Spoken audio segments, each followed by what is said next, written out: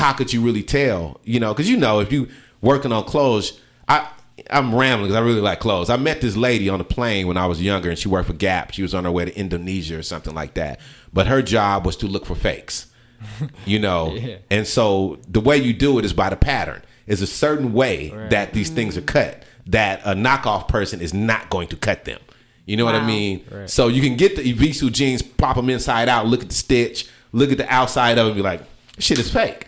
You know what I'm saying? Automatically. But it's in reality, though, it didn't even matter anymore because even the real ones weren't made with the hand machine. Mm-hmm. So I think I saw Evisu recently. It's like $100-something, but they're done.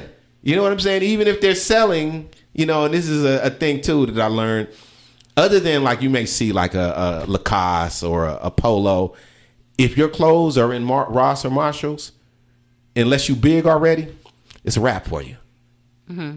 Really, it's a wrap because you have taken yourself out of the realm of like individual fashion in a shit sense where people are looking for your clothes in boutiques, or you can sell them yourself and decide what price you want to do, and people know that Dom has put his stamp on this. You know what I mean? So the boutique, and I know I'm rambling, is the way. You know what I'm saying? Now that I can look back and see like some of the mistakes we made with our thing, we wanted to get big. You know what I mean? Even though we didn't as clothing people, but we were having these meetings talking to these people. Mm-hmm. But I was probably God in the works to be like, you don't even want this because you're going to lose. Right. You're in the long haul. You end up being mad at somebody, So because his whole rant was to say, your thing that you're doing, it's your child, watch it. You know what I'm saying? Very well said. Very well said. Watch it. And I appreciate all of that, because I soaked that in and I'm like, all right, now I'm keeping my senses heightened. I'm aware. Yeah. Mm-hmm. And what you're saying, what you just said about nurturing your product, like it's a baby, I believe that. That's actually something that I firmly believe, that this is, bro. They're trying to get with you. They're trying to get with me. Yeah. Let me like just turn it off. Yeah, go right ahead. Yeah. All right. Yeah. But anyway, back to the fashion thing though. Like with you, Denise, I'm gonna tell you, man. I'm gonna make you a T-shirt. You need to get your fashion. We're gonna have you some Nepal shirts. That'll be the name of your line. How many Nepal shirts are already out there? I don't know. How many? I believe that because we started doing, me and shout out to Domenico Solis, we started this thing called Nopal Fest many years ago, and Nopales was not a thing yet. We put it around Nopal time, which there's a National Cactus Day in February, and we're like, oh yeah, we're gonna do it like this and everything. We started doing Brown Folks Rising and all this stuff, and then all of a sudden Nopales are everywhere. Somebody bit you. Somebody saw it. Somebody bit you. I was just talking to an artist yesterday. I won't say his name, but sent me like 3 different things where people had taken his style. Wow. Switched it up a bit, but it's definitely his style. You know what I mean? And biting is the new cool. Yeah. You know what I mean? So it's kind of hard. How do you defend your product during this time? You know what I mean? That's the thing that you see what Ye's going through. They made Yeezys without them. Which is weird. You know what I'm saying? Right. But that's what they do. Yeah. You know what I mean? That's what the hell they do. So let me ask you, man, what you see in your future? What you want? I see. Well, first, let me apologize for that. No, it's all good. I love everybody that's listening. Let me just clear that up. I see my future going in a wholesome, family-oriented way. I just want to go back to what really matters, and just stay crafty and stay accepting challenges. I'm redefining different words, because we think of work, we think of play in different ways, and essentially, like I said, when it comes down to it, what really matters is, getting up and getting into something. So what I'm getting to is, just being crafty. Whenever I wake up, it's like, all right, what can I put my hands on and assemble? Work on something. Yeah. I really like how you said that you can take something that you don't necessarily like and you're turning it into something pleasant. How do you see that kind of work in like your daily, like how you carry yourself? I see that how I think of, you know, like those awkward situations when I say like, I'd rather not go through this, is kind of, when I really think about it, it's like either I'm laughing about it or I'm crying about it. You know, I mean, maybe there are in-betweens, but, you know, I think in an extreme way at times to where like 1 + 1 does equal 2, you know, so, all right, with those two, either I'm this or I'm that, you know, so it's like, I see examples through other people and how to respond, and I'm like, do I want to respond like that? It's even how we think, you know, certain ways how we think. It's like, is that how you think, or is that how they told you to think? You know, you have to really question that and define it for yourself, and that's kind of where, like, do I not like this, or can I find a way to reshape it, you know, craft it into something that's enjoyable to me? Yeah. One thing I heard you talking about as well is how you really are like, you feel like one thing that you definitely need is exposure. And I found like a lot of different Instagram pages that are for every aspect of what you're building. And I do see that you have like people around you that are like collaborating, that are paying attention around like all of these different extremes. And I thought it was interesting because I'm like, some of these things show some of the same information, but not really. You know, you're kind of like crafting all these different ideas. So like somebody can land on you in 10 different ways, you know? So right now, like as you're like working through and defining and like getting back to that self, like how do you see like kind of how that weaves? Or is there a certain way that you're like, I would like for somebody to come in this way and then find all of the rest of these things? When it's all said and done, I want like a library, like a collection of my work. Shout out Floyd Newsom.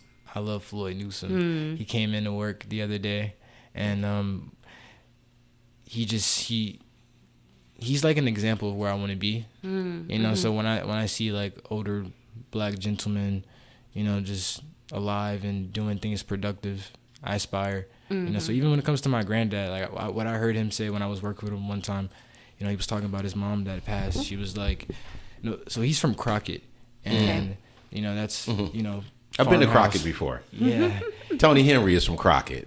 It's a Shout out singer. Tony Henry. Yeah, it's a singer here from Houston. We the Elums.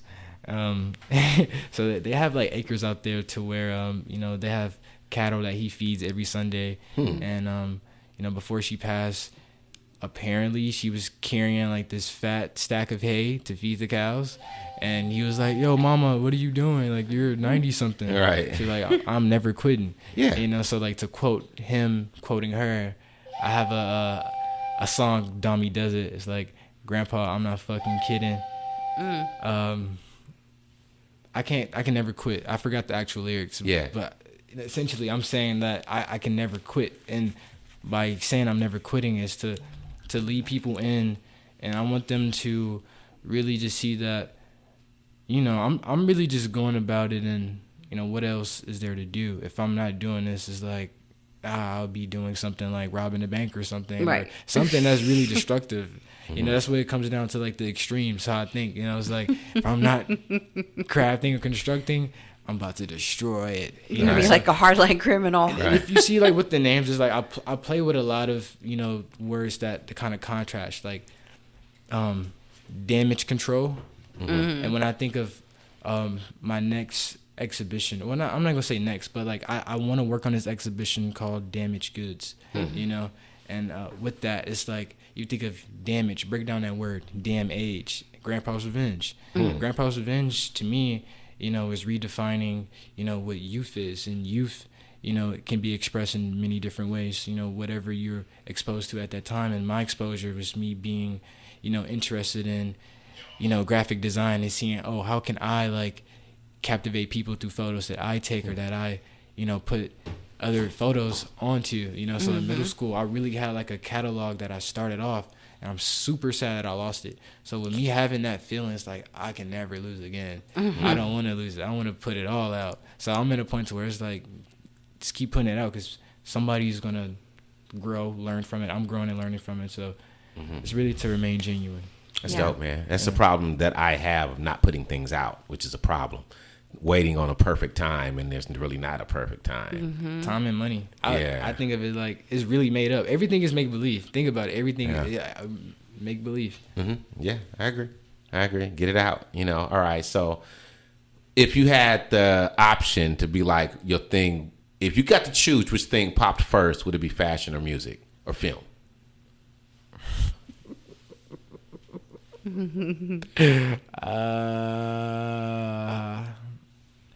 It would be like, so like whatever makes people cry, like, oh, this isn't this, or like laugh that this is this.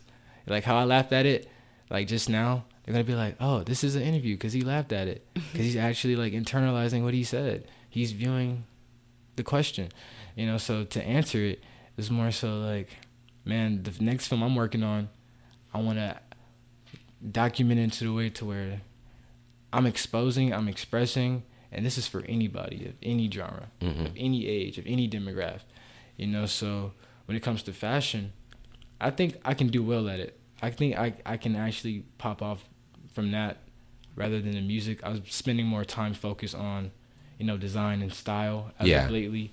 And I like, audio. I love audio, and it really drives like the environment that you are like visually in, but also to say, I think fashion and film might be what gets them. They're gonna be like, yeah, I love this, right? Or this isn't that.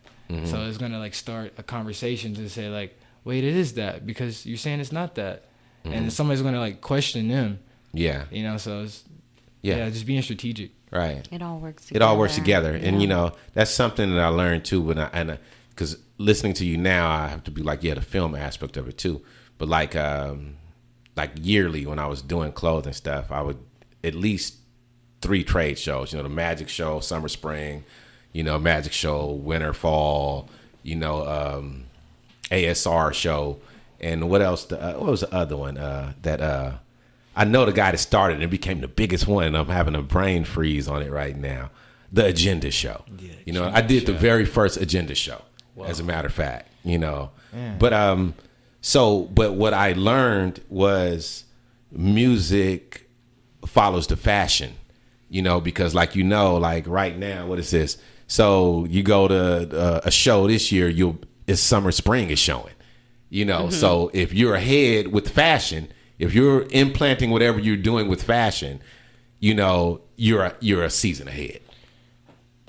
Man, bless you. You're season ahead. Yes. Boom. And there it is. Man, you're saying a lot of things that that I'm thinking. So I appreciate you for putting it out. Yeah, I appreciate you for listening. I appreciate what you're doing.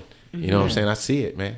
Shout out to you. Shout out to you too. Thank you very much. Right, and shout out to you, Denise. And, so like we pretty much got through this, and there's a lot more we could talk to you about. But I want to send a shout out to your mom. You know what I mean? Let people know who your mom is. I don't want to bring this in early, but please, because we wouldn't be doing this without her. In multiple ways. Miss E-Dub, Miss Crumville, Miss Ella Russell, Miss Third Ward. She's the mother of me, and we wouldn't be here today without us, having and interacting at her bakery. So she has a shop that you can come to in Third Ward. It's called Crumville, Texas. She makes cookies, cupcakes, and brownies, and they're very delicious, because you have your non-vegan, and then we also have vegan, and we also have gluten-free. And the flavors, it just all comes down to what you enjoy, what you like. So come on down, Third Ward, look up Crumville TX, and, we'll serve you a treat. Oh, and today is T-shirt Thursday. So come in with a T-shirt, buy a T-shirt, you get a free treat. And she's open until 5:30 today, but look her up, check her in. DeliciousTreats.com. Indeed, perfect, man. And I can see, you obviously had to get some of your hustle and grind for your mom. You know what I mean? That's obvious. Yeah. You know what I mean? Absolutely. Yeah. Shout out to that. Yeah. Shout out to mothers and fathers out there. Yeah. All right. So, Denise, you got anything? Yeah, you got to come back and talk to us some more about your work and when you start to put the line out. And I particularly did enjoy like the visuals to the videos that you had out. I was like, this is so, and somebody commented under it saying like, this is so beautiful to look at. And it really, really is. I'm really enjoy the way you're layering these images moving still, and I can see the way that it can translate into your audio work, and also into the fashion work that you're doing. So, many blessings. Enjoyed the season, and I look forward to talking to you some more. How can people follow you? People can follow me at Grandpasrevenge. That's the main one. And also, thank you guys for having me here. I appreciate the conversation and furthering, getting more introspective. This is life. This is love. More to it. Definitely would love to come back and, go a bit further. We dig deeper. Mm-hmm. And people can find more, like I said, at Grandpasrevenge. We have damndom.com. That's damndom, D-O-T, then the actual .com. And there's Dom Trejon at Dom Trejon. Find me there.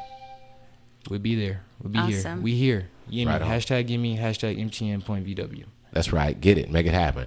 Shout out to your grandfather too with the plumbing. Mm-hmm. That's another thing I think a lot of people overlook, the trades. Trades. You know what I'm saying? Yeah. Where will we be without plumbing? Right. In trouble. Shout out to the Moors, too, showing people how to make it happen. In Europe over there, showing what that plumbing is like. Mm-hmm. All right, you guys, you're listening to Allrealradio. This is Trè-Brew. We're going to come back after this and close out.